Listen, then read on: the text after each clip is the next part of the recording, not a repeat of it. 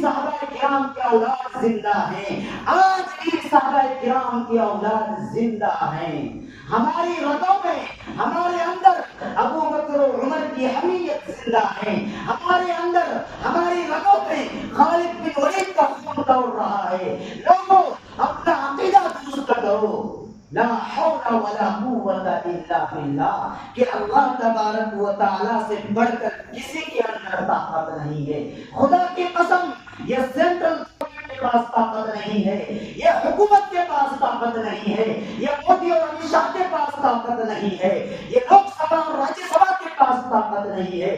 اگر طاقت ہے تو اللہ تبارک و تعالی کے پاس طاقت ہے۔ اللہ جو چاہے گا وہ ہوگا، اللہ جو چاہتا ہے وہ ہوگا، اس کی شریعت میں کوئی بھی مداخلت نہیں کر سکتا۔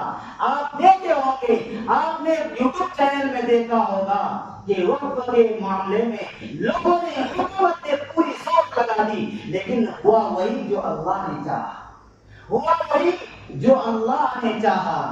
میرے دوستو، لوگ کہتے ہیں کہ اس ملک سے ہم اسلام اور مسلمانوں کو مٹا دیں گے۔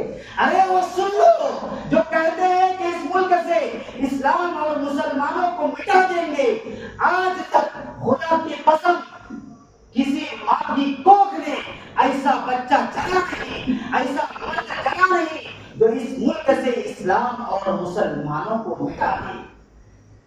میرے دوستو، اگر فرعون آیا ہے تو اللہ تبارک و تعالیٰ نے موسیٰ علیہ السلام کو پیدا کیا ہے۔